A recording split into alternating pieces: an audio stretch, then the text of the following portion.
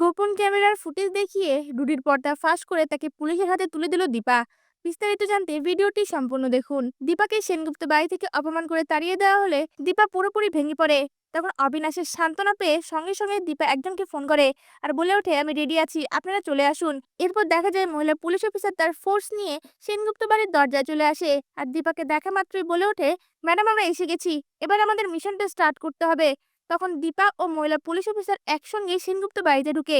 Rudi ও Kuntala police দেখে ঘাবড়ে যায়। রুডি তার মায়ের কাছে গিয়ে কানে কানে বলতে থাকে, মম এখানে দীপার সঙ্গে পুলিশ কেন, এখন কি হবে?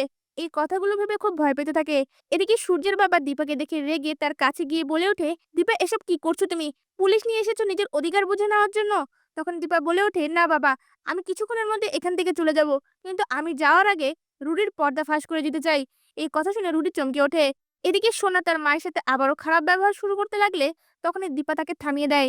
এরপর দেখা যায় মহিলা পুলিশ অফিসার সকলের সামনেই বলে ওঠে, আপনাদের কিছু দেখানোর আছে, তারপর আপনারাই ডিসাইড করবেন দীপা ম্যাডাম এখানে থাকবে কি থাকবে না, এখানে আমাদের কোনো হস্তক্ষেপ নেই। এই কথা শুনে সবাই অবাক হয়ে যায়। এরপর মহিলা পুলিশ অফিসার তার ল্যাপটপের মধ্যে প্যানড্রাইভ লাগিয়ে সেখানকার ভিডিও ফুটেজগুলো সেনগুপ্ত বাড়ির সকলকে দেখায়। সেই ভিডিও ফুটেজে দেখা যায় এই ছদ্মবেশী রুডি তার মাথার নকল চুলটা খুলে কারোর সাথে ফোনে কথা বলছে আর বলতে থাকে, এই সেনগুপ্ত বাড়িকে আমি শেষ করে ফেলবো, প্রথমে এই ছদ্মবেশী দীপাকে বের করতে হবে, দীপার জন্য আমি আমার কোনো কার্য হাসিল করতে পারছি না। এই ভিডিও ফুটেজটা দেখা মাত্রই সেনগুপ্ত বাড়ির সবাই চমকে ওঠে আর বুঝতে পেরে যায় রুডি বেঁচে আছে। রুডি আদুরির ছদ্মবেশ নিয়ে সেনগুপ্ত বাড়িতে ঢুকেছে।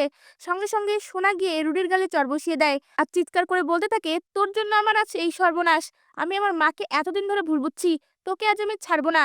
কুন্তলা তখন তার ছেলেকে বাঁচানোর চেষ্টা করে। এদিকে রূপা ও কৃষ্ণ এসে সোনাকে সেখান থেকে সরিয়ে নিয়ে যেতে লাগলে রুডি সেই সুযোগটাকে কাজে লাগিয়ে পালানোর চেষ্টা করে। তখনই পুলিশ ফোর্সটা রুডিকে ধরে ফেলে আর রুডিকে থানায় নিয়ে যায়।